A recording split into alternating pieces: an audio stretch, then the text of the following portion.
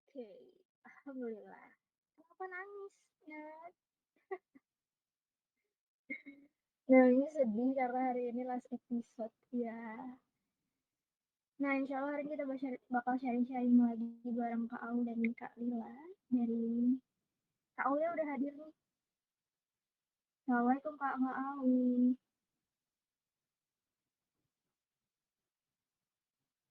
Waalaikumsalam warahmatullahi wabarakatuh. Ternyata masih aku mute, Masya Allah. Ih, gemes sama diri aku sendiri. Aman. Waalaikumsalam. Kabar baik nih Andi nih. Gimana nih Andi kabarnya? Alhamdulillah. Puasanya masih Alhamdulillah pada baik. lancar nggak nih? Alhamdulillah belum bolong. Masya Allah. Ada kemana nggak dapet Idul Fitri nih berarti ya? Kayaknya sih gitu deh.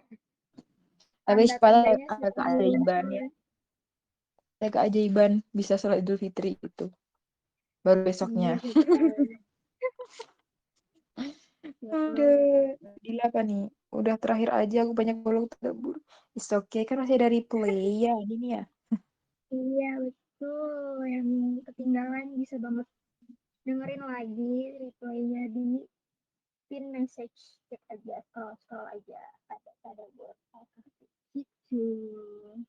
Iya, di Iya YouTube nih juga ada ya? Najla, apa gimana? Di YouTube ada juga nggak sih? Ada ya?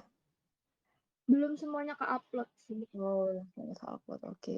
Iya. Kan orang internal ya, jadi pakainya rekaman dari grup chat aja. Orang internal dong, Iya, tinggal keep Ordal. it aja. Oh, Masya Hmm, Allah. iya, Nabila dulu ini rajin banget bikin resume. Ih, Iya, ih, ih, aku ih. selalu suka dengan nuansa ungu-ungunya. Iya kan. Gelap tapi estetik gitu loh. Iya, dia pintar banget. Cie, Adila. Iya, Masya iya. Allah.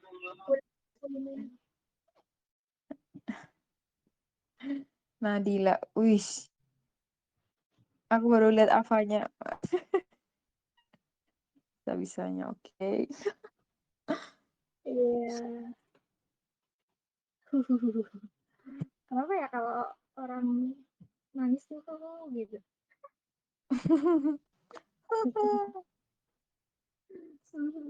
Dan apapun mau nangis, mau senang pasti emotnya emot nangis. Tapi kan, anu ya, memang Eri itu identik dengan emoji menangis kan. Iya. Ada yang keluar nangis, ada yang update nangis, ada yang keluar suruh nangis.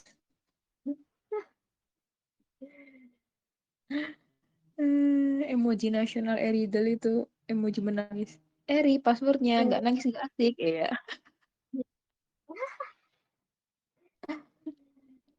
Emang banyak nangisnya ya. Iya Eridel ya. ini sabar aja lah. Namanya juga hidup.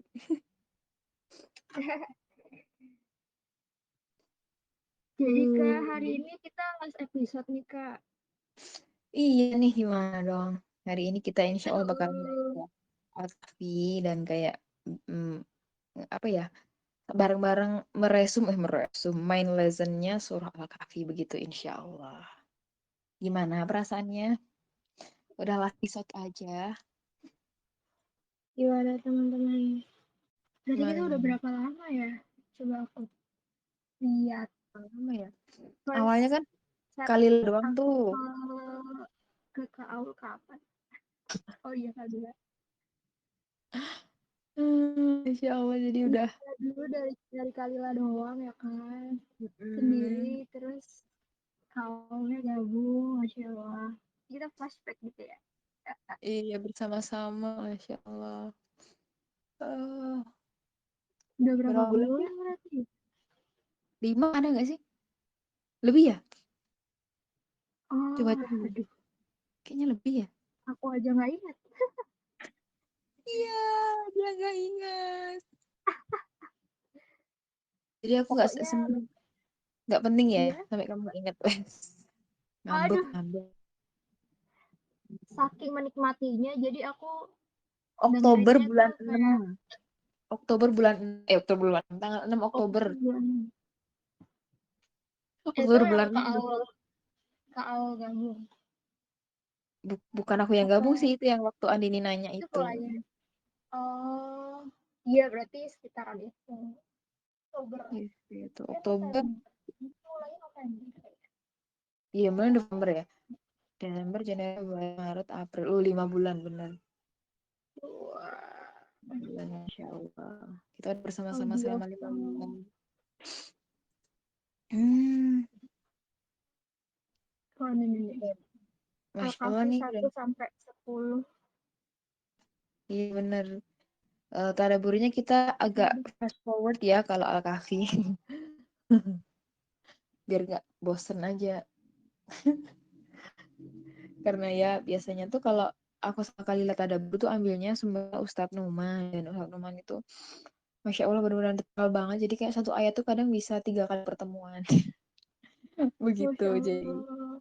kalau ini kita pakai yang Yasir Qodi itu lebih ringkas dan ya itu lebih enak aja kalau dianuin biar nggak bosen juga. Hmm. Oh, Kak Au cerita dong sebelum kita masuk ke materi ini. Kalau Apa? Kak Au belajar tadabbur itu gimana sih? Berapa hari sebelum gitu? Kalau dulu ini ya sebenarnya jangan ditiru ya karena semakin kesini tuh aku merasa agak ada perubahan gitu dari segi habit. Jadi sebelum ada aku berubah status itu tuh aku belajar untuk tadabbur kan dulu kita Kamis malam itu hari Selasa aku belajar. Jadi Senin aku belajar ke Senin belajar bukan Senin Selasa belajar untuk yang hari Kamis aku ada satu tadabbur lagi di itu SK Dreamers kan. Jadi untuk SK Dreamers kan hari Sabtu. Itu di hari Rabu itu aku udah belajar karena kan aku longgarnya itu dan kalau kami Senin itu yang lain udah ada jadwal dan itu alhamdulillah bisa terus jalan dengan eh, sesuai dengan jadwal tek tek tek gitu. Tapi sekarang ketika sudah ada amanah yang baru jadi belajarnya mulai kayak kadang yang pekan kemarin itu aku belajar itu malamnya. Ini juga malamnya. Ada juga yang belajar waktu aku sahur. Jadi sahur aku baru belajar. Jadi ya jangan ditiru ya karena kalau belajarnya sahur itu kan waktunya jadi mepet, jadi nggak bisa cari referensi lain gitu. Jadi ya, Hmm, tapi alhamdulillah masih bisa terkejar ya. Semoga nggak ada salah paham di antara kita. Wedeo. waduh. Tapi setelah sekian lama belajar tadabbur tuh jadi udah biasa gitu nggak sih Kak? Apa maksudnya bukan udah biasa sih kayak mungkin waktu pertama kali belajar tadabbur dari ustadz-ustadznya di YouTube itu kayak kok bahasannya berat banget gitu nggak sih Kak? Atau gimana? Alhamdulillahnya pertama kali aku kenal soal tadabbur itu dari awalnya Teh Sheila memang yang bawa terus aku jadi penasaran pengen tahu si Teh Sheila tuh ngambil dari mana sih. Nah, alhamdulillahnya Ustadz Numan itu kalau ngasih contoh itu selalu relate dan detail dan bahasanya nggak yang terlalu gimana ya, nggak yang masih kayak kita insya Allah teman-teman Eri di sini pasti bisa kok ngikutinnya. Jadi dan kalau baru sekarang ini pakai Ustadz Yasir Qodi karena Ustadz Yasir Kodi itu penyampaiannya padat cepet gitu jadi satu video itu cuman sekitar 15 menit tapi padat. Nah itu sih yang agak-agak sih ya tapi ya lebih ringkas aja dan yang pertama kali belajar tadabbur itu bukan kesulitan sih kayak lebih ke arah oh gini ya jadi ya karena oh gini ya itu kayak kalian tahu nggak sih kalau belajar terus kita menemukan hal baru terus kita jadi kayak addicted wes jadi kayak pengen tahu Oh, lagi gitu. Dan alhamdulillahnya lagi ada teman-teman Eridel yang kayak memotivasi aku untuk uh, pengen terus belajar gitu karena kan kalau ada tanggung jawab itu beda ya sama kita kalau belajar tanpa tanpa apa ya tanpa motivasi kan beda kan jelas ya tujuannya kalau hari Kamis oh aku inget nih harus belajar sama teman-teman Eri jadi ya aku belajar gitu entah keadaan malas keadaan apa jadi kayak ya jadi punya motivasi gitu alhamdulillah banget ketemu kalian. oh, jadi terkira. Hmm. Dokter Yasir Kodi, aku baru denger. Kayaknya pernah pernah lihat sih tapi. Ini aku juga taunya dari Kalila. Oh, Jadi Kalila yang nge-share gitu. Ini Tadabur Eksoal pakai ini aja gitu. Memang sih lebih ringkas ya itu tadi padat, ringkas dan cepat gitu. Jadi enak belajarnya mm, juga. iya. Tapi beliau-beliau kan pakai bahasa Inggris nih. Bahasa Inggrisnya Iya. masih ini kali ya, masih masih apa? Masih bisa dipahami lah ya bahasa sehari-hari gitu. Atau ada Eh, translate? Insya Allah masih bisa dipahami, tapi untuk Basir memang ada sedikit apa ya? eh sedikit kalau aku sih karena beliau itu ngobrolnya itu dicampur. Jadi bahasa Inggris dicampur dengan bahasa ayat, bahasa Arab dari ayatnya. Jadi langsung potongan ayatnya dimasukin dan kadang itu kalau kita lagi nggak apa ya nggak konsentrasi penuh itu tuh kadang kita nggak tahu dia ngomong apa gitu karena kan kadang langsung Hmm, eh, langsung Inggris langsung jadi ayat gitu loh jadi langsung dimasukin ke dalamnya gitu jadi agak tapi alhamdulillah sih di bawahnya ada kayak subtitlenya itu loh jadi bisa membantu banget tapi ya tahu sendiri subtitle YouTube kan ya agak gitu ya ada ngadi-ngadi gitu tapi iya, alhamdulillah yang auto translate tuh iya ada benar ngeditnya. iya benar captionnya kan tetap bahasa Inggris juga kan tapi ya alhamdulillah sih bisa sedikit banyak membantu gitu dari proses listeningnya. Iya, iya, iya. Ya, itu bisa jadi salah satu tips juga ya buat teman-teman yang belajar listening tapi tetap berfaedah Ya iya benar dengerin ya sih tadaburnya iya ustadz-ustadz dari dengerin luar. iya karena kalau ya nggak tahu ya mungkin karena aku yang nggak kurang ilmunya aja jadi aku merasa belum menemukan ustadz Indonesia yang tadaburnya sekeren ustadz-ustadz yang dibuat referensi ini jadi ya yang aku sering dengar itu cuman kayak ya tadabur tuh yang surah pendek gitu jadi kalau surah panjang belum pernah nemu mungkin kalau teman-teman ada link atau apa untuk tadabbur surat-surat yang pendek selain juz 30 bisa coba aku dibagi ya pengen lihat Oh iya, juga barangkali nemu ustadz Indonesia ya yang iya ngebahas. Indonesia Iya sih, kalau kayaknya belum ada. bahasanya bahasanya sama kan jadi lebih deket ya maksudnya dari segi contoh pun bisa lebih relate gitu karena contoh yang dikemukakan ustadz-ustadz itu tuh nggak relate untuk kita gitu kurang kurang relate untuk Iya, kita iya, jadi aku butuh cari contoh yang lain yang lebih relate kadang gitu. iya. Karena itu juga berseries ya. Kayaknya di kita Iya. belum ada yang bikin YouTube berseries gitu Iya kan ya. untuk Itu tadabur. cuma perasaan aku doang kan ya. Soalnya kadang ya gitu. Tadaburnya kayak cuma sekali ketemu udah gitu. Anas Hmm, udah ya udah suara-suara pendek gitu seringnya yang aku temuin. si tematik ya. Mm-mm. Jadi nggak ada yang kelas khusus gitu. Oke deh, Kak. Gimana Mhm. kalau kita mulai aja? Atau Oke, boleh. mau nunggu kakak lainnya sambil dihubungin? Kayaknya kita mulai aja udah jam setengah 6 ya. Iya boleh. Apa dong, Kak? Nanti, iya, nanti kalau Kalila datang langsung biar dia yang melanjutkan. Tapi tolong diingatkan aja. Aku akan coba membuka Iya, kolom chat saja, tidak membuka. Soalnya aku kadang mohon maaf banget kalau aku udah ngobrol itu kadang aku nggak lihat chat gitu loh karena aku fokus sama catatan dan kayak membayangkan membayangkan perkataanku sendiri. Oke. oke, oke. Baiklah kita mulai. Assalamualaikum warahmatullahi wabarakatuh. Chonachi Meride. Assalamualaikum warahmatullahi wabarakatuh. Semoga puasanya lancar, kabarnya baik ya karena sepertinya teman-teman kita di EXO, teman-teman kita di EXO berasa kita temenan aja. Baik-baik semua ya. Karena aku tuh akhir-akhir ini lagi sering banget lihat cuplikan dari EXO Leader. Itu kayak lucu-lucu banget. Bahkan teman kita, Bapak Dio yang nggak pernah bertingkah pun, dia kayaknya banyak tingkah di season 3 ini. Jadi kayak, sepertinya patut untuk dinantikan ya.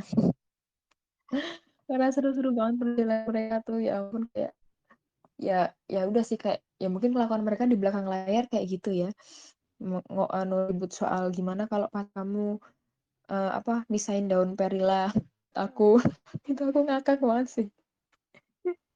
Aduh. Dan teman kita tuh ketika ditanya Bapak Suho, Bapak Suho terus dia bilang, kalau aku jadi dia daun itu udah aku pisah-pisah duluan. Waduh, cocok banget sih emang sih, nggak salah pilih bias esek. Oke. Ya, alhamdulillahirrahmanirrahim hari ini kita udah episode untuk Al-Kahfi, Masya Allah.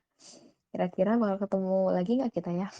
So, insya Allah ketemu lagi ya di pertemuan yang juga sama-sama bagian bermanfaat gitu.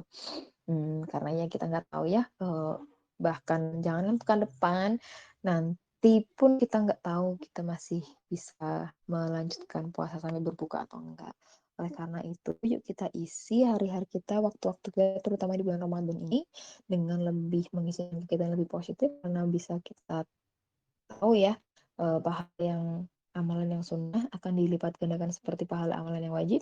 Pahala yang wajib akan Allah lipat gandakan sampai tak terhingga. Jadi jangan sampai kita lolos gitu. Dan salah satu hal yang bisa kita lakukan untuk memaksimalkan Ramadan dan puasa kita itu dengan zikrullah dan juga membaca Al-Quran gitu. Jadi itu dua hal yang memang ditekankan banget untuk dilakukan di bulan Ramadan ini. Dan salah satu yang juga penting adalah belajar tadabbur. Jadi tahu isinya ketika kita baca itu kita tahu gitu, paling kalau kita baca Al-Kahfi setiap Jumat, malam Jumat itu waktu kita bilang tabarakalladzi biyadihil salah, alhamdulillahilladzi itu alhamdulillahi depannya gimana, lupa dong saya, bentar masih apa sih, tiba-tiba saya lupa dan langsung kan astagfirullahaladzim, alhamdulillahilladzi, bener ya, alhamdulillahilladzi anzala itu ya. Jadi tiap kita baca kita jadi lebih, ya meskipun kita mungkin nggak langsung hafal terjemahannya, tapi insya Allah kita kayak kalau ketemu kata-kata, beberapa kata kita paham artinya, kita jadi inget, oh ini cerita yang ini ya, oh ini cerita tentang apa-apa gua ya, ini tentang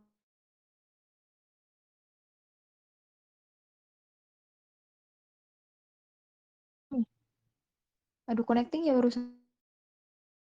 Maaf ya, Iya, sinyalnya tuh kalau di sini kurang agak bagus. potong. Tak apa, tak apa. Wih, Kak Lila udah Sabar. datang nih. Kak Lila,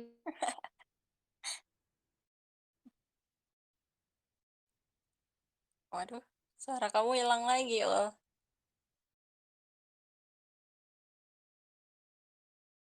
Halo, halo.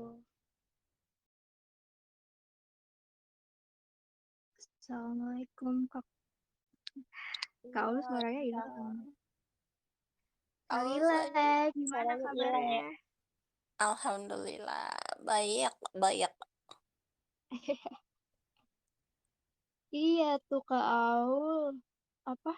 Unmute sih, tapi Gimana gak ya? ada suaranya.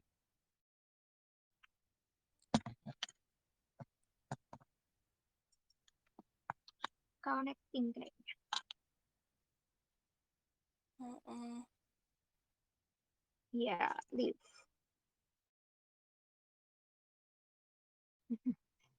Lagi sinyal kayaknya.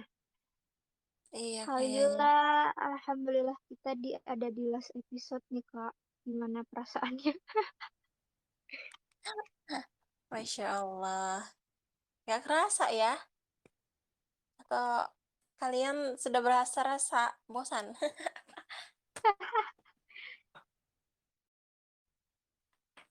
Udah hampir 6 bulan. Masya Allah.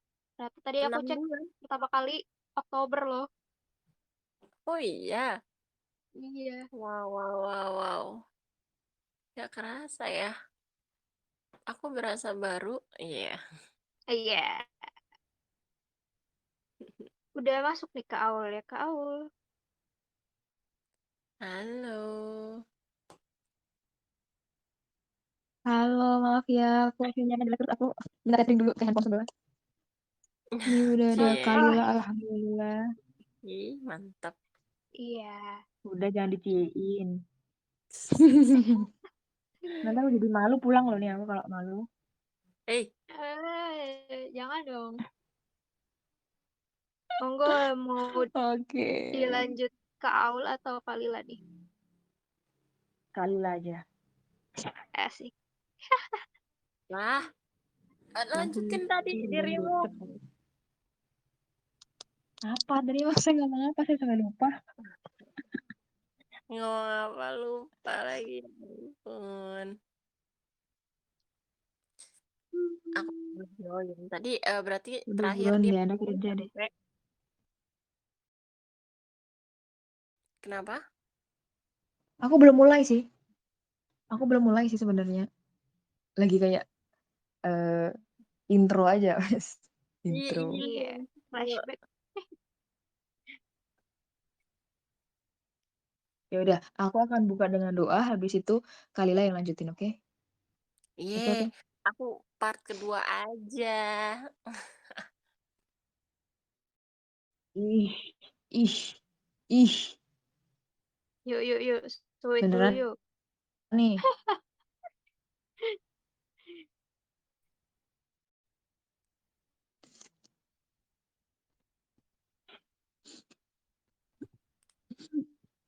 Ribut nih, kita ribut. Gimana Bu Ibu? Udah ya, aku duluan aja ya. Oke. Baik, Boleh. aku akan lanjutkan ya.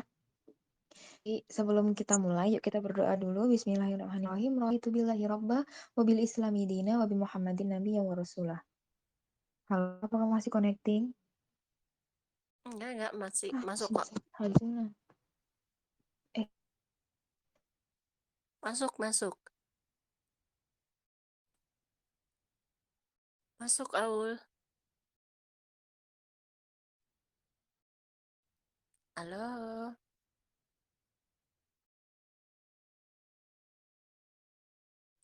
Halo. Di ke aula connecting kali. Di kita Oh. masuk kok. Iya deh, kita aman tadi.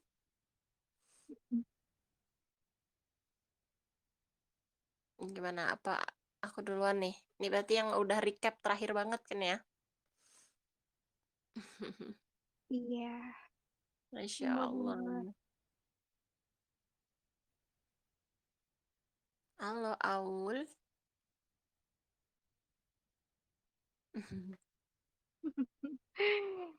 Sepertinya sinyal. Halo, tunggu ya bentar, aku keluar dulu. Bentar sinyal. Aduh, sama aja lagi. Perjuangan mencari sinyal. Iya nih. Sinyal dicari. Astagfirullahaladzim. Ya udah ya. Aku mulai aja kalau misalkan langsung tidak ada suaranya. Tidak ada suaranya nanti nggak ada suaranya nanti langsung aja dilanjutin sama Kalila gitu ya, karena sinyalnya kayaknya emang agak nggak bagus ya. Ini cuma 2 atau 1 doang dari tadi, astagfirullah. Jadi ya maklum ya. Part yang hari ini kita bakal nyampein part yang recap ya, yang terakhir, yang part terakhir recap Al-Kahfi untuk belajar main lessonnya. Jadi sebelum itu yuk kita berdoa dulu. Raditu billahi rabba wa bil islami dina wa bi Muhammadin nabiyya wa rasulah. Semoga Allah senantiasa memahamkan kita dan pemahaman yang bagus ya, jadi sehingga apa yang kita pelajari, apa yang kita dapat hari ini tuh bisa lebih bermanfaat juga untuk diri kita sendiri terutama. Waalaikumsalam warahmatullahi wabarakatuh. Tuh ya, karena aku lagi di ruang tamu jadi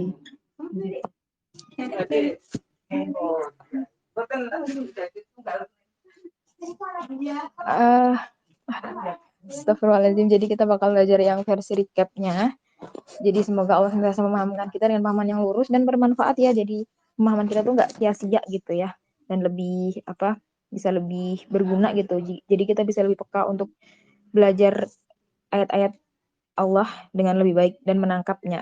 Menangkap pasti. Iya, silahkan baterai low. Iya. Apakah suaraku terdengar dengan baik ya? Iya nggak sih? Aku tuh takut tiba-tiba connecting. Coba typing deh, iya atau enggak, baik atau enggak. Oh, oke, aman, alhamdulillah. Oke, bismillahirrahmanirrahim, semoga nggak ada trouble ya. Oke, bismillahirrahmanirrahim, aku akan mulai ya.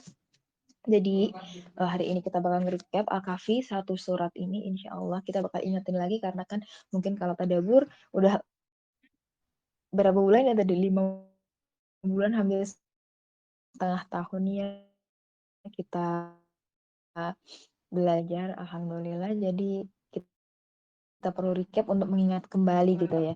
Jadi di video terakhir dari Ustaz Yasir Qadi, beliau menyampaikan juga di bahwa Kahfi ini tuh diawali diakhiri dengan pesan yang jadi pesan tentang aku di ayat awal tuh, segala puji bagi Allah yang telah menurunkan kitab Al-Quran. Alhamdulillahilladzi anzala ala abdihil kitaba. Segala puji bagi Allah yang telah menurunkan kitab atau Al-Quran kepada hambanya dan dia tidak menjadikannya bengkok. Jadi tentang keajaiban Al-Quran. Terus di ayat akhirnya itu dibahas soal itu, apa namanya, katakanlah Muhammad, seandainya lautan menjadi entah untuk menulis kalimat-kalimat Tuhanku. Nah ini kalimat Tuhanku, kalamullah itu kan ya Al-Quran itu sendiri gitu loh ya, bicaranya Allah, connecting ya.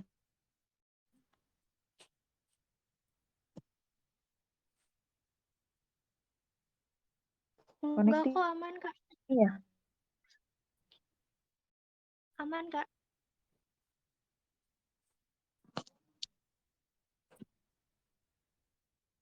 Aduh. Aman. Jelas kok di sini. Ya Kak, aman. Apakah suaraku terdengar? Tes. Oh, aman ya, Iya, tapi ini terdengar. Ih, panik. Oke. aman Kak. Jadi tadi ya, berisi menerangkan soal kalamullah, ayat Al-Quran gitu ya. Soalnya itu gue tulisannya connecting gitu. Maaf ya. Oke, aku akan lanjutkan ya. Jadi ini tuh menceritakan, oke aku lanjutin yang jadi ini tuh ngomong soal perannya Al-Quran gitu, pentingnya betapa Allah itu udah menurunkan Al-Quran. Jadi pesan di Al-Kahfi itu di depan dan di akhirnya begitu ya, tentang Al-Quran gitu. Dan Allah juga menyebut tentang surga dan neraka, reward and punishment dari Allah, tentang ya kalau orang baik bakal masuk surga, yang beramal soleh dan berimannya yang kemarin kita bilang, dan orang-orang yang nggak peka bakal Allah masukkan ke neraka gitu. Dan juga membahas tentang fungsi Rasulullah di depan kan, tadi kan alhamdulillahilladzi anzala ala abdihi. Jadi peran Rasulullah sebagai abdihil kitab, kepada hambanya Allah gitu ya, hambanya Allah yang diturunkan kepadanya kitab.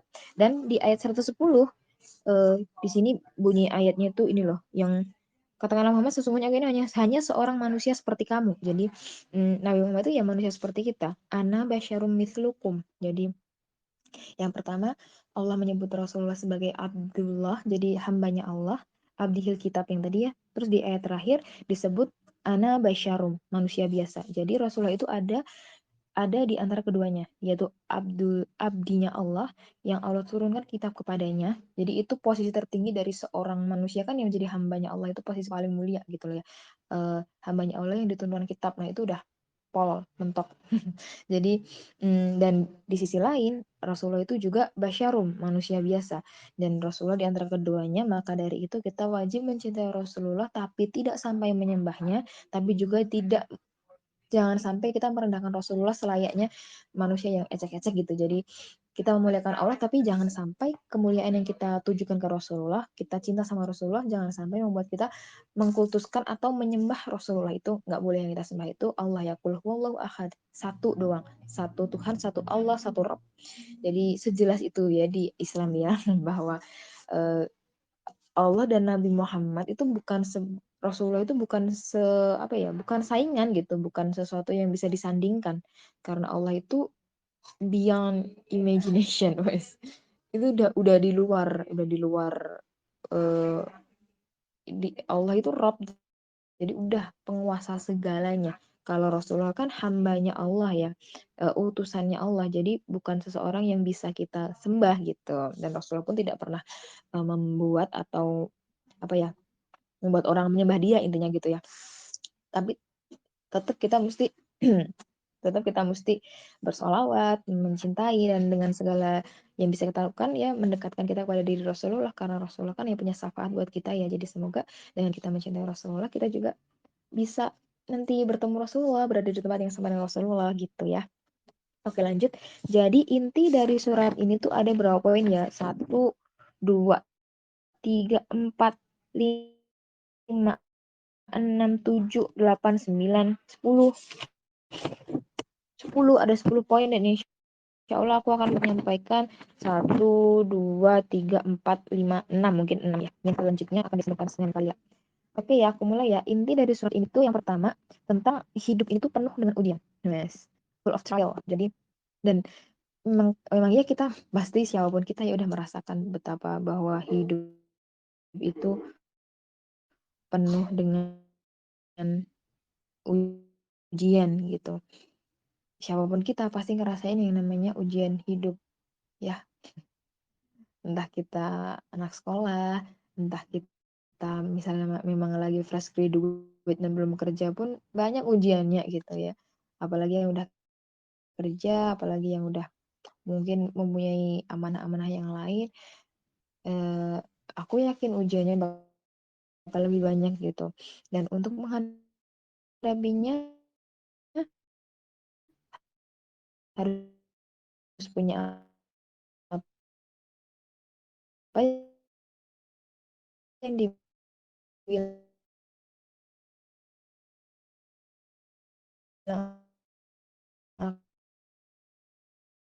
Al-Kahfi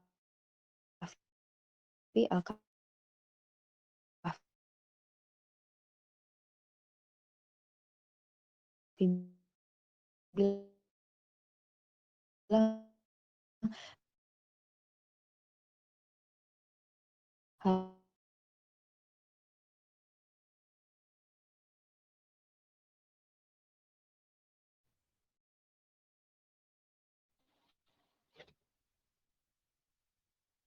Halo. Hilang lagi ya? Iya. Berarti bukan di aku aja. Iya, tadi kira di aku.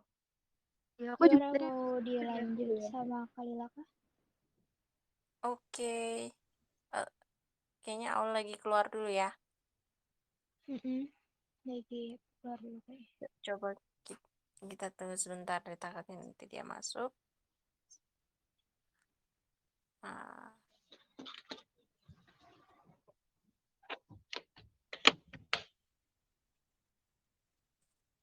maklum, dia baru pindahan, cie. Oh gitu. Masih penyesuaian sinyal ya. Wis, penyesuaian. Penyesuaian sinyal.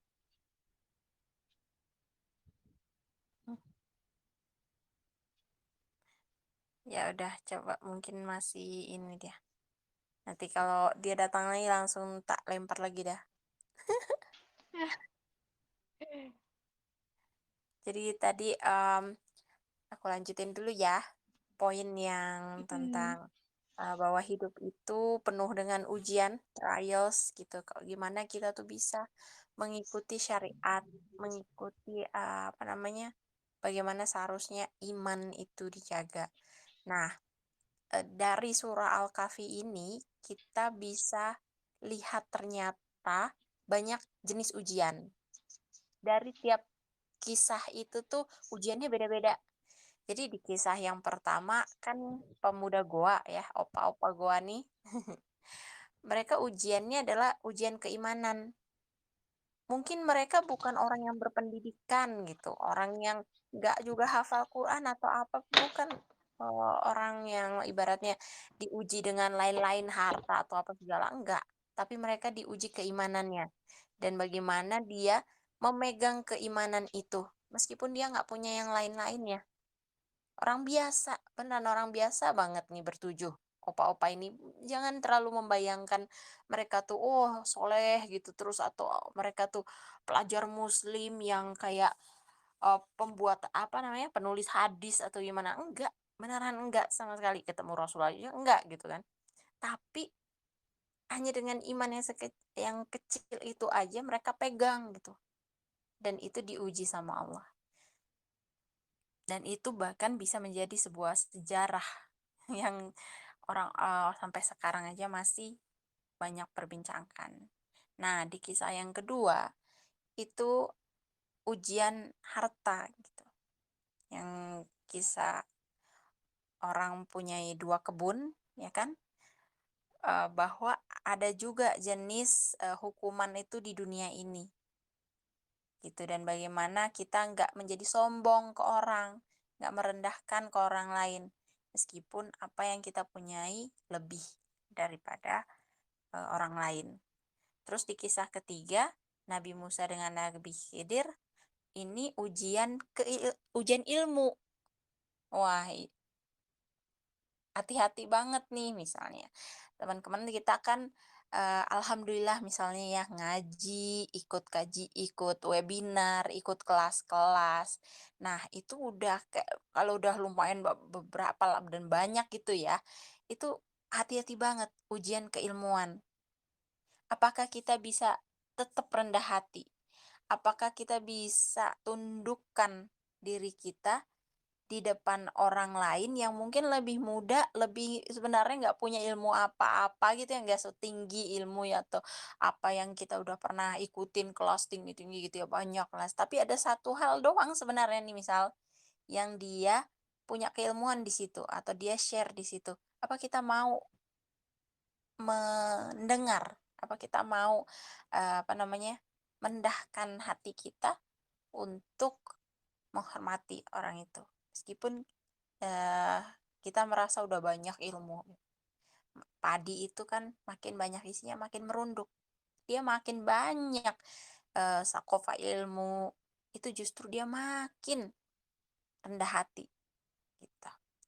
Nah, yang keempat itu kisah Nabi Zulkarnain, itu adalah ujian kekuasaan.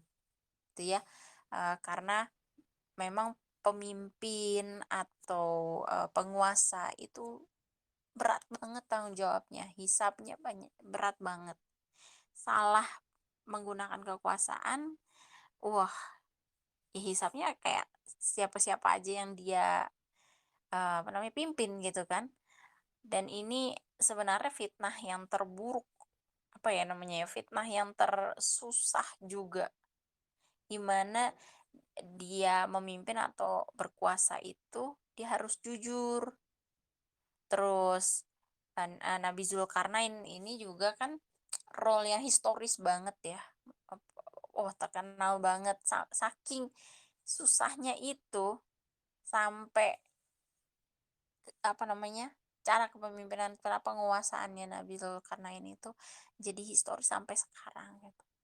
Bahwa ini kok bisa sih ada pemimpin yang kayak gini gitu, beneran kayak gini. Keadilannya, bagaimana dia juga menjelajahi dunia ini, benar-benar mengerjakan tugasnya sebagai pemimpin, sebagai penguasa gitu. Nah, ini Aul sudah datang lagi. Mau dilanjutin dulu Aul apa gimana? Oh, jadi aku depan.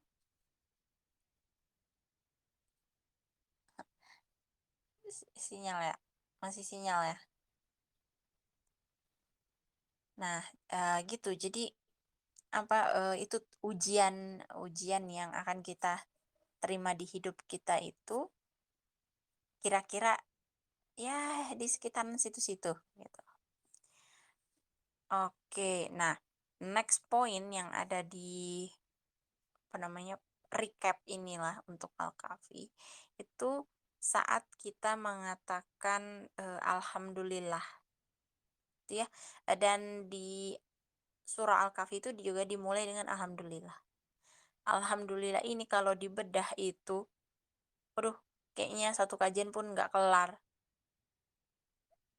Tadaburnya tadaburnya Al-Fatihah, waduh itu aja cuma bahas satu ayatnya aja tuh kayak udah 1 jam 2 jam sendiri gitu.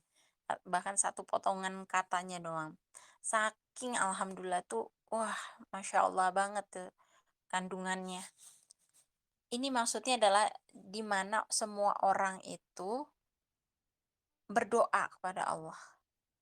Dan Allah akan memberikan kita pahala atau meridhoi kita karena kita berdoa, ya kan? Jadi padahal doa itu kan kayak seolah sebenarnya kita minta gitu ya.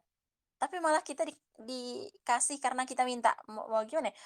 Maksudnya dikasih pahala atas kegiatan mintanya, terus juga doanya juga dikabulkan gitu, insya Allah.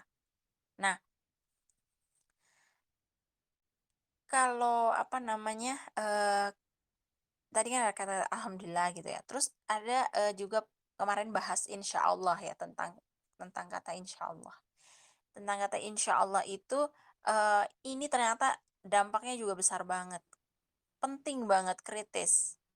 Nggak nggak bisa dengan gampangan ngomong insya Allah itu. Sampai surah Al-Kahfi ini aja turunnya telat ya, ibaratnya dalam tanda kutip ya, gegara kata insya Allah. Jadi saat Nabi Muhammad ditantang itulah gitu ya sama kaum-kaum yang itulah, bilang kan, gimana kamu tahu nggak tentang cerita yang pemuda goa itu kayak gini, gini. Oh, ditantang lah pokoknya, katanya kamu yang benar gitu. Terus Nabi Muhammad bilang, baik, besok akan kuberikan jawabannya gitu. Nah, tapi di situ kan kemarin ya kayak kita udah pelajarin itu, kita nggak bisa yakin akan sesuatu atau apa namanya ya, yang di masa depan kalau itu tuh nggak dari izin Allah. Dan itu kan kayak berasa apa ya, walaupun pasti Allah tuh akan membantu, akan menurunkan surah ayatnya atau bahkan udah dijanjikan aja. Itu nggak pasti. Tergantung Allah lah. Nah, itu kan tadi kesannya tuh kayak merintah, kayak merintah Allah gitu. Pasti ya turunin ya Allah, ibaratnya kayak gitu Nabi Muhammad. Terus akhirnya Allah memberikan pelajaran dulu. Telat turunnya. Stres kan Nabi Muhammad. Waduh, belum turun padahal aku sudah menjanjikan kepada mereka. Terus beliau berpikir, kenapa, ada salah apa? Oh, astagfirullahaladzim. Ternyata kemarin begini, begini, begini, begini. Gitu. Sampai segitunya. Surah itu aja bisa turunnya. Maksudnya ditahan dulu gitu sama Allah. Biar belajar nih. Bahwa ini adalah ketetapannya Allah. Allah mau turunin kapan, Allah mau lakukan apa, itu bukan karena kita yang minta, ya Allah aku pengen lulus ini, terus kita lulus, alhamdulillah terima kasih ya Allah gitu. Bukan karena kita minta atau bukan karena, ya memang ketetapannya Allah begitu. Kadang kita suka salah paham gitu. Oh, ini karena ini aku, karena doaku. Ya kalau kayak gitu semua doa orang juga harusnya terkabulkan semua dong, terpenuhi semua. Tapi kan ada yang doa itu dikabulkannya beda-beda gitu, nggak langsung instan atau bahkan nggak dikabulin sama sekali gitu. Nah, kata-kata insya Allah juga suka disalahgunakan. Nggak enak nih diajakin sama temen, tapi aku males sebenarnya. Ya, supaya nggak kelihatan banget sebenarnya males, bilang aja insya Allah gitu. Insya Allah tuh 99%, 1%-nya itu mati. Aduh, masa berdoa untuk mati gitu jadinya. Benar-benar jangan katakan sesuatu yang kita nggak mau lakukan. Harus dihadapi ya memang. Kalau memang kita nggak mau, ya apa ibaratnya, harus kita hadapi konsekuensinya. Konsekuensi untuk jujur, konsekuensi untuk mengatakan sesuatu yang tidak nyaman sebenarnya. Kita pengennya nyaman-nyaman aja, aman-aman aja, padahal banyak kasus juga yang nyaman-nyaman, aman-aman itu malah jadi nggak aman. Kadang ada sifat kita juga tuh yang tidak mau memberikan feedback. Nah, seolah tuh kalau kita ngasih feedback, kita mengkritik dia, dan dia yang dikasih feedback juga merasa kayak dikritik, oh gue kurang ya gitu. Itu ada mental orang Indonesia kelihatan itu. Jadi kalau misalnya uh, kayak acara gini, kajian atau apa gitu, itu ya udah anteng gitu kan. Antara memang nggak ada feedback sama sekali nih dari teman-teman misalnya, atau nggak enak gitu.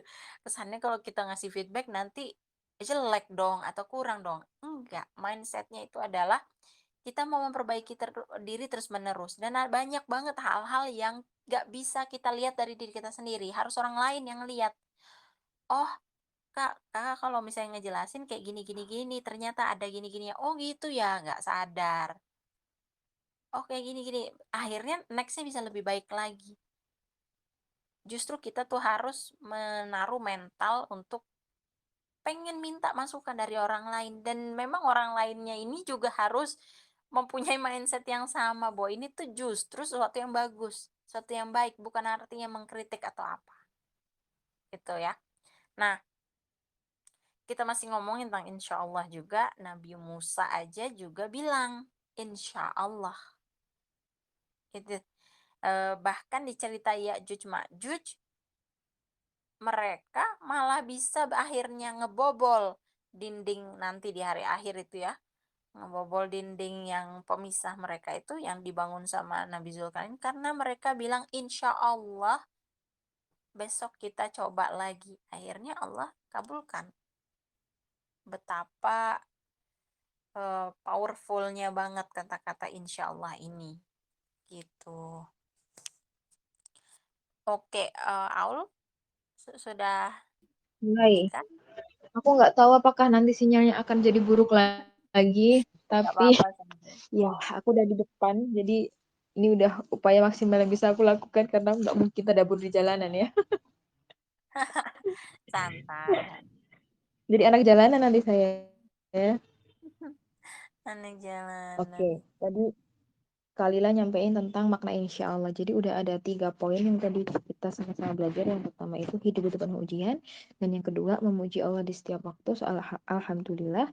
Dan ketiga tentang makna insya Allah yang udah dipaparkan panjang lebar sama Kalila. Dan itu emang bener banget sih. Apalagi akhir-akhir ini ya. Ajakan bukber banyak. Jadi jangan sampai kita termasuk orang-orang yang menggunakan kata insya Allah. Padahal diri kita nggak pengen, nggak yakin dengan itu gitu loh ya. Jadi jangan sampai juga kata insya Allah ini diremehin sama orang gitu. Jadi orang tuh kadang udah pernah belum sih kalau kita bilang iya insya Allah gitu, kok insya Allah sih iya gitu doang, jadi kayak mereka nggak puas dengan kalimat insya Allah gitu loh.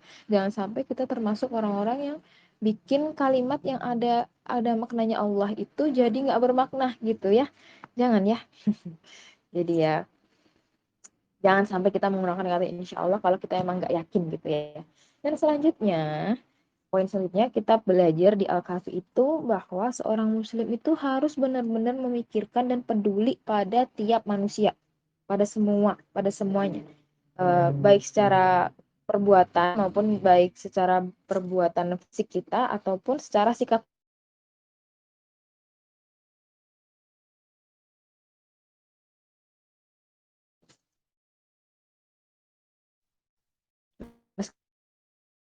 Meskipun kita juga tahu ya di masa lalu kafir Quraisy kaumnya sendiri itu benar-benar bebal gitu, jadi membuat Rasulullah sedih dan berduka karena kaum itu nggak mau beriman, tapi Rasulullah karena cintanya yang begitu besar beliau tetap berdakwah.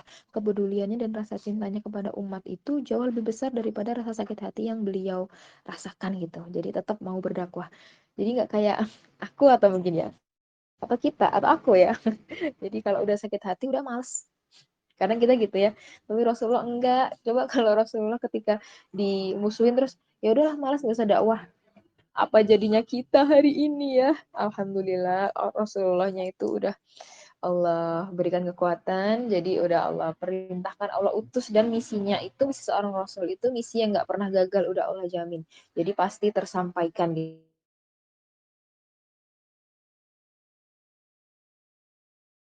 tinggal kitanya bisa menjaga atau tidak gitu ya.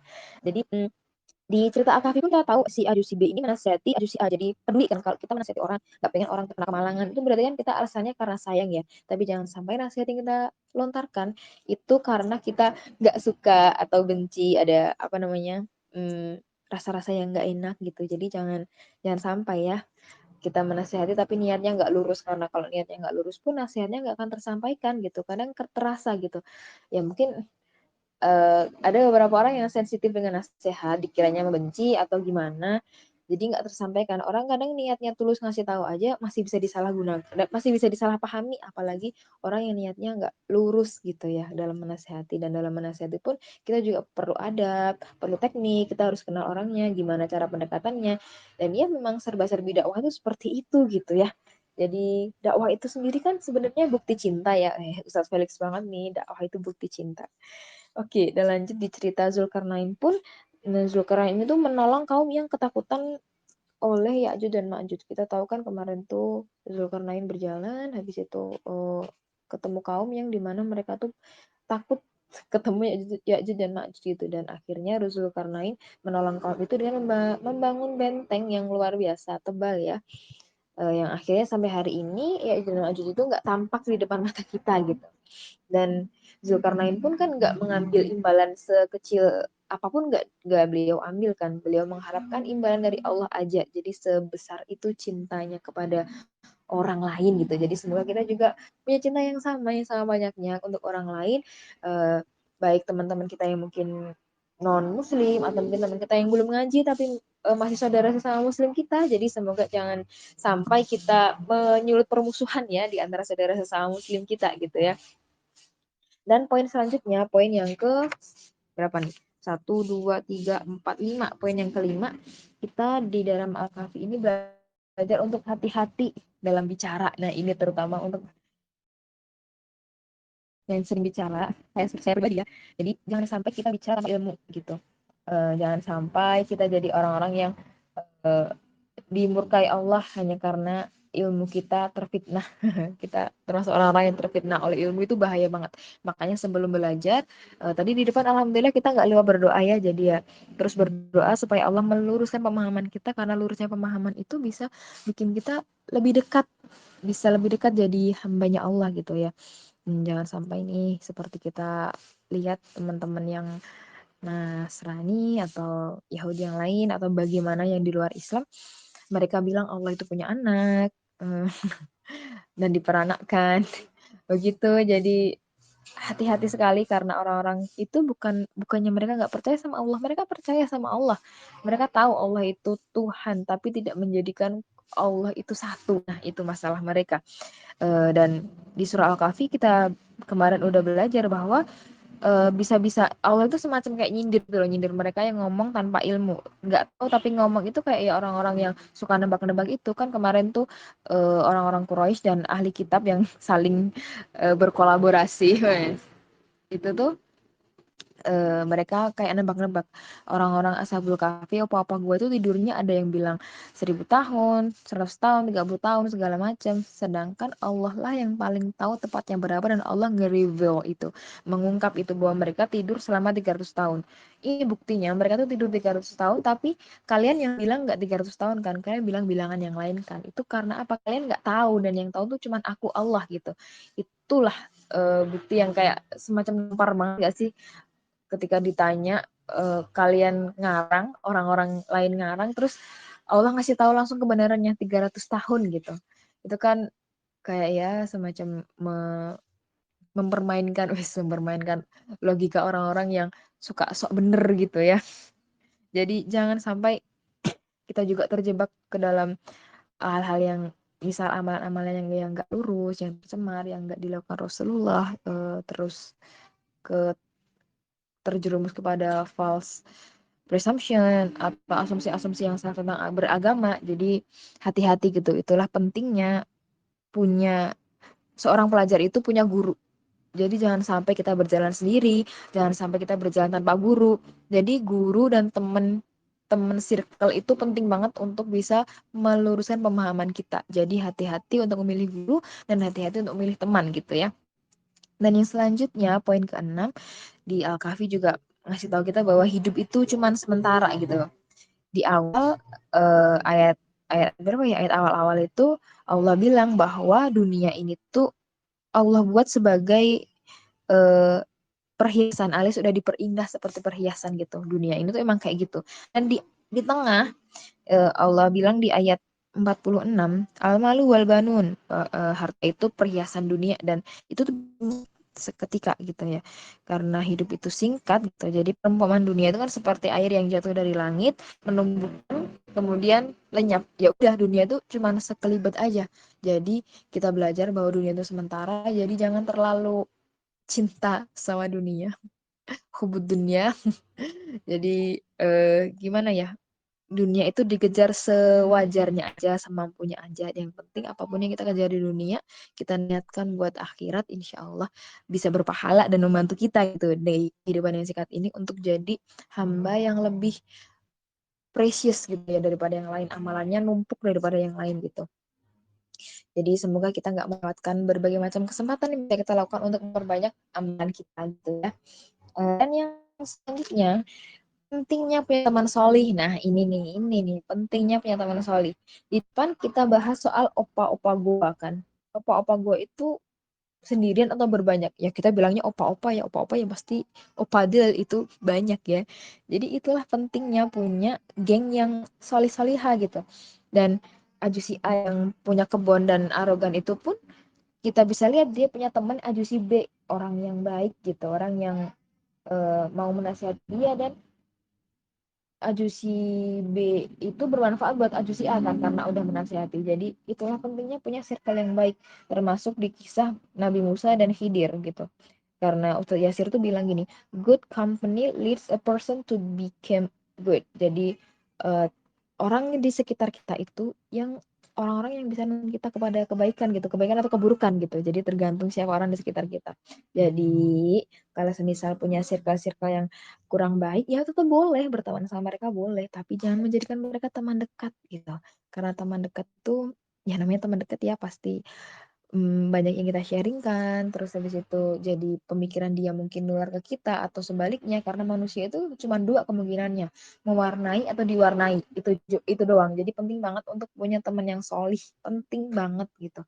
Se Sekuat-kuatnya kita, mungkin kita punya pikiran, oh aku mau ngedeketin orang-orang itu nih yang belum pada ngaji, aku mau menjadikan mereka teman dekat karena aku udah kuat kok, aku bisa kok. Karena sekuat-kuatnya kita tuh tetap butuh temen atau support system untuk kebaikan gitu. Jadi jangan pede dan merasa udah kuat, udah bisa, kemudian tidak punya circle teman yang solid. Itu jangan sampai, karena manusia tuh gampang banget, segampang itu untuk putur, segampang itu untuk lupa. Jadi bahkan ketika Rasulullah sendiri pun dia berdakwah pada kafir Quraisy yang kayak begitu kelakuannya, Rasulullah tetap punya support system alias para sahabat yang suka nge-support Rasulullah, sharing, terus habis itu Rasulullah juga bisa langsung disupport oleh Allah dengan turunnya surat dan ayat gitu. Jadi ya nggak sendiri gitu, jangan sampai kita sendirian gitu dalam jalan ini gitu ya. Dan wasbir nafsaka ma'al itu ya, bla bla bla di ayat 20. Dan kita diminta untuk bersabar bersama orang-orang yang menyeru Allah di pagi dan di petang hari. Nah, Allah perintahkan dalam kita berteman dengan orang-orang yang baik itu memang perlu sabar. Dan yang penting pokoknya sabar dan terus bareng-bareng mereka, bareng orang-orang baik. Jangan sampai kita lepas dari mereka. Karena hmm, senyebelin-nyebelinnya orang beriman, insya Allah itu nggak bahaya, nggak berdosa gitu. Kadang ya kalau kita kumpul sama teman-teman yang soli, itu kan kadang ya ada salah paham. Dan memang aku sendiri juga merasakan bahwa bersama orang yang soli itu rasanya jauh lebih berat ya, karena kita harus punya memberikan udzur yang banyak ke saudara kita jadi nggak punya apa ya, kita jadi harus banyak bersabar gitu karena ya sesolih-solihnya orang pasti punya kekurangan, pasti ada yang nggak kita serak mungkin, ya bisa terjadi banyak hal gitu. Jadi memang perlu bersabar. Jadi semoga teman-teman Eri di sini saling bersabar satu sama lain, saling memeluk, jangan dilepaskan teman-temannya gitu ya. Iya, pokoknya intinya tinggalkan yang nggak punya Allah, pilih yang good akhlak, jangan cuma good looking. Kalila mau ngelanjutin nggak nih poin selanjutnya nih? Poin yang ke berapa nih? 6, 7, 8. 8, 9, 10. Tuh. Kalila mau melanjutkan? Habisin aja. Tuh, mas kerja. Penyakit nih. Aduh, nanggung, nanggung. Enggak, lanjutin aja udah. Kan ini tuh ada tuh bahaya sombong, kan Anda suka ya menggibahi iblis. Jadi ya saya tuh memposisikan Anda di part-part yang Anda suka gitu. Ampun. Part-part julid gitu ya. Oke. Oke, Oke, silakan. sip. Nah, jadi poin-poin terakhir itu ada tadi tentang apa? Sombong gitu ya. Kalau kalau kita melihat dari kisah Al-Kahfi ini banyak banget contoh sombongan itu. Saat di kisah Nabi Musa dan Nabi Khidir. Padahal wajar aja, bisa aja kalau Nabi Musa itu bawa diri sombong atau bawa diri memang lebih tinggi lah, emang beneran lebih tinggi. Memang faktanya Nabi Musa ini juga turunan apa ya namanya ya, eh, ningrat lah ibaratnya kalau kita ngelihatnya. Terus ilmunya juga banyak gitu. Wah, orang penting gitu. Jadi wajar kalaupun mereka sombong, kita ngelihatnya wajar. Padahal dari surah ini tuh kita tahu bahwa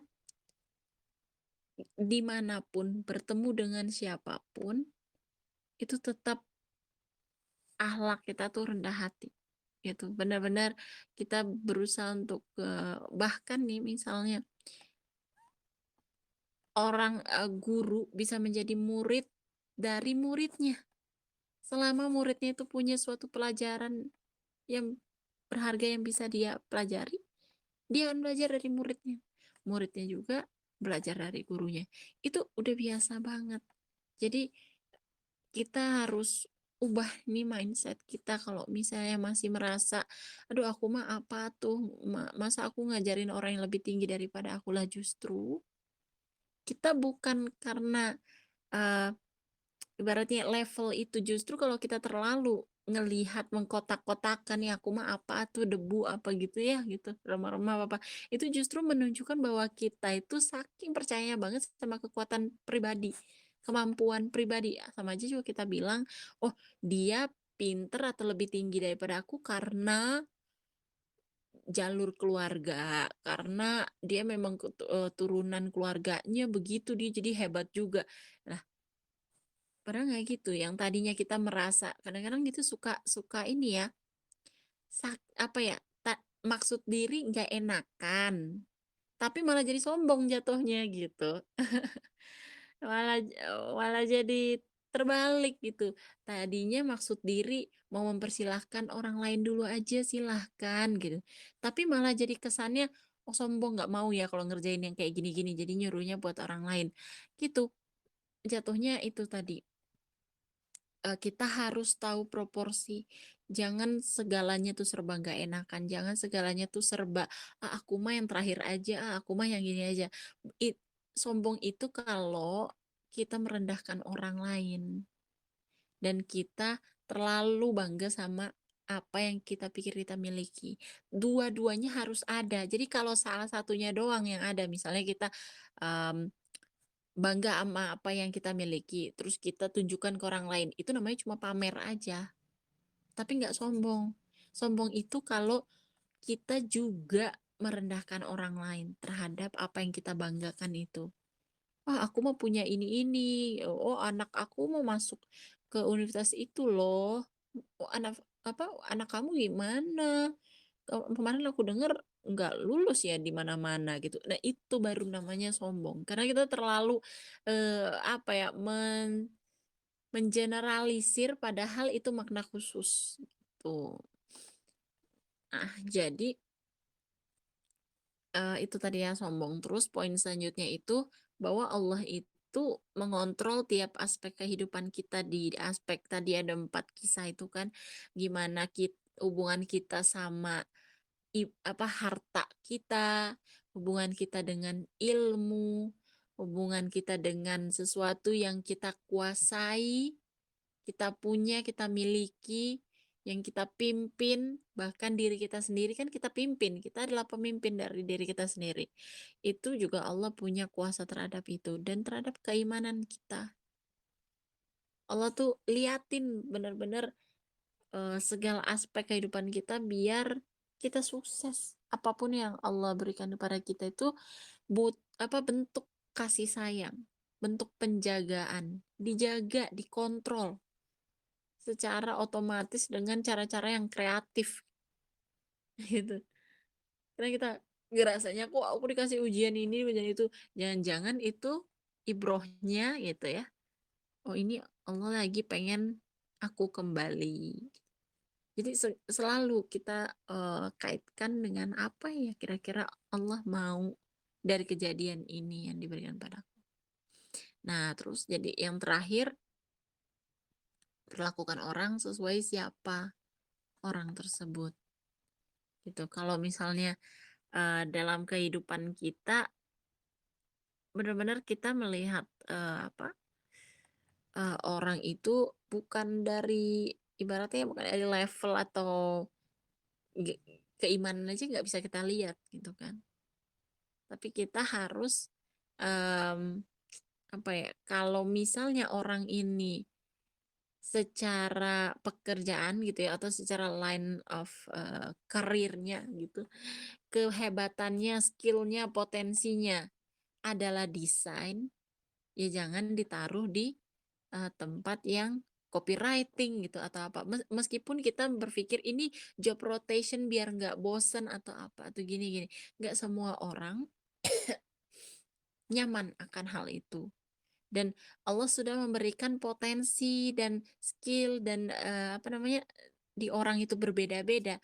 Bukan terus Allah kasih tahu, oh kamu cobain ya semua jenis pekerjaan di dunia ini. Kamu cobain, kamu jadi penyanyi, jadi ini, jadi itu, jadi itu. Enggak lah, kalau kayak gitu, nggak usah dikasih yang spesifik dong. Gitu kan? Allah memberikan kita itu sudah pada tempatnya. Dan kita juga perlakukan orang juga pada tempatnya. Gitu. Oke. Nah, tadi juga sempat ada poin tentang hari akhir. Karena di sini diceritakan tentang ada kisah Ya'juj Ma'juj gitu kan. Tentang bagaimana kita tuh harus aware bahwa Ya'juj Ma'juj itu mungkin memang sekarang sih terkurung ya, tapi ini adalah tanda yang utama dari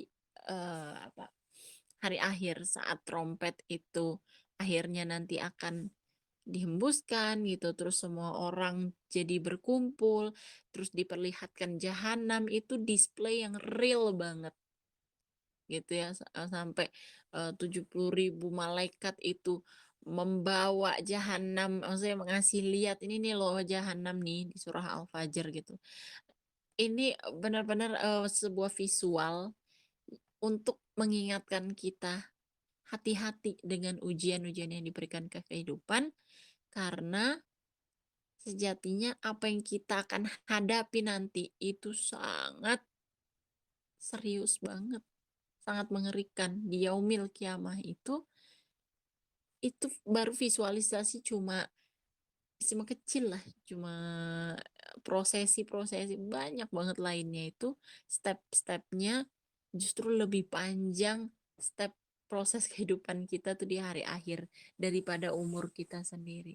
Semoga kita diberikan terus keistiqomahan dan apa namanya kerendah hatian terhadap ilmu, terhadap amal, terhadap orang-orang di sekitar kita, sehingga kita bisa sukses baik di dunia ini ataupun nanti menghadapi yaumil qiyamah.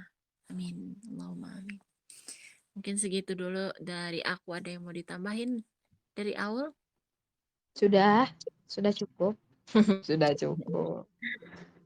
Cukup.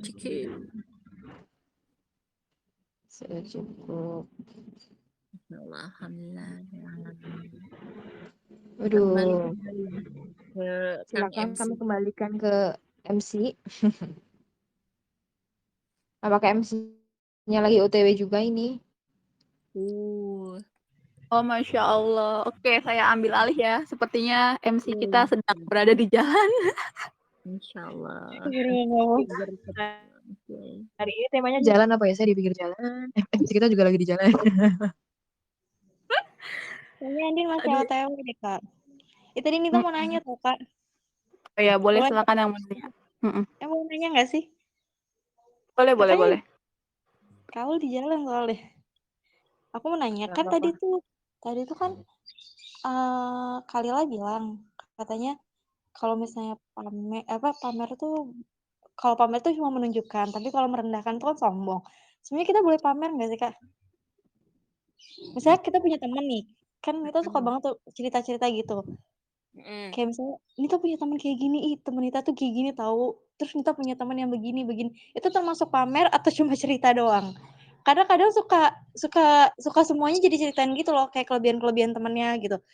Misalnya Nita cerita Kananda ya, misalnya, Nita punya teman yang voice overnya bagus banget sampai waktu itu di repost sama Ustadz Felix gitu-gitu. Terus kayak menceritakan kelebihan-kelebihan teman-teman Nita lain. Itu tuh termasuk sombong gak sih, Kak? Atau enggak, sebenarnya nge-share aja. Gimana tuh, Kak? Masya Allah. Oke, aku coba jawab dulu ya. Nah, gini, kita bikin CV, kita interview kerjaan, itu termasuk pamer gak? Enggak tahu. Ih, Kita kasih tahu, nih aku hebat begini, aku bisa lakukan ini, aku bisa lakukan itu, aku punya skill ini, punya skill itu. Pamer gak? Enggak. Kenapa? Karena kita cuma menunjukkan. Nah, Iya sama. nggak sih, Kak? Betul. Kita cuma menunjukkan teman kita ini baik, teman kita ini hebat, teman kita ini punya skill potensi. Dan kalau kita kasih tahu itu, mungkin orang yang mendengarkan itu, oh gitu, jago ya dia desain. Nanti kalau aku mau bikin konten, aku kolaps deh sama dia. Bagus kan? Kita menjadi wasilah dia untuk bisa berdakwah, bisa kolaps sama orang lain menjadi tahu, oh skill dia ini, skill dia itu. Tergantung niat. Tergantung apa tujuannya. Karena banyak juga yang kayak smooth gitu. Ngomongnya sih nggak terlalu tinggi-tinggi mana, tapi ada hidden goals gitu.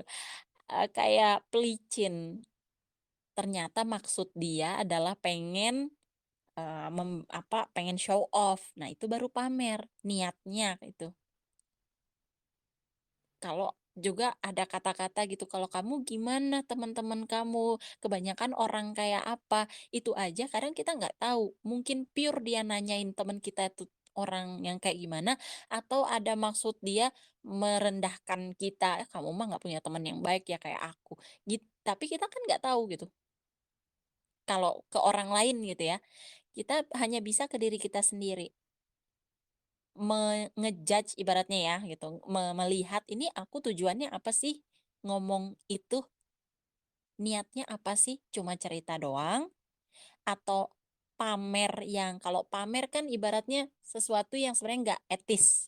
Bukan artinya juga boleh gitu show off gitu. Cuma namanya aja bukan sombong. Kan ada banyak, ada hasad, iri, dengki. Ya bukan juga boleh gitu kan. Hal-hal ini. Pamer juga sebenarnya tidak baik karena secara etika aja nggak bagus. Cuma kadang-kadang kita perlu menunjukkan. Di sini siapa yang kira-kira mau berdonasi untuk apa? Aduh, aku mah nggak mau pamer bahwa aku punya banyak duit, diam aja. Ya nggak gitu kan. Kita bilang insya Allah saya mau donasi untuk gini-gini. Ya itu kita menunjukkan niat baik kita. Yang penting kita niatnya baik. Mau orang lain lihatnya, ih dia pamer-pamer punya villa terus mau didonasiin ke masjid begini-begini. Lah itu kan niat kita insya Allah lurus, udah gitu aja. Tapi kalau takut sombong, takut dilihat orang pamer, takut apa, oh berarti itu sudah niatnya berbeda. Kita melakukan hal untuk orang lain dan tidak melakukan suatu hal karena orang lain juga. Padahal kita harus lakukan itu pada Allah. Banyak orang Indonesia tuh mentalnya resesif, justru pasif, kayak aku nggak mau terlalu sombong, nggak mau itu. Akhirnya nggak menunjukkan dirinya, akhirnya nggak ada yang tahu, akhirnya justru apa ya, terbelakang jadinya. Orang hebatnya nggak mau menunjukkan diri, nggak mau membantu, maksud ibaratnya jadi nggak keluar nih kelihatan. Terus orang yang Jadinya akhirnya orang yang nggak bisa apa-apa, sebenarnya nggak punya potensi, skill, asal berani doang, asal cuap-cuap dan ngomong yang nggak bener juga, itu yang pede banget keluar jadi selebgram, jadi influencer, jadi orang yang didengar semua. Kita yang udah punya sakofa ilmu, terus kita takut pamer ilmu, takut pamer ini, takut dibilang sombong, takut dibilang show off gitu. Lah, harusnya kita yang lebih menunjukkan supaya kita bisa bimbing lebih banyak orang. Kalau kayak gitu mah nggak ada, nggak apa namanya, kalau kita menunggu sempurna, tunggu begitu, nggak akan pernah ada. Dan justru kita itu harus men-challenge diri kita. Ceburin diri ke lomba-lomba, ceburin diri ke apa namanya, challenge, tantangan. Tunjukkan diri kita. Kalau punya skill, punya potensi, terus punya teman-teman yang hebat atau apa, tunjukkan Islam itu bagus. Jangan kayak, tapi ya gitu sih, aku mah ya keimanan aku mah sebegini-gini. Kalau didengar sama orang yang tidak beriman gitu, atau misalnya teman kita non muslim, orang muslim sama dirinya aja sendiri aja nggak pede sama agamanya. Gimana mau ngajakin mereka untuk ikut Islam?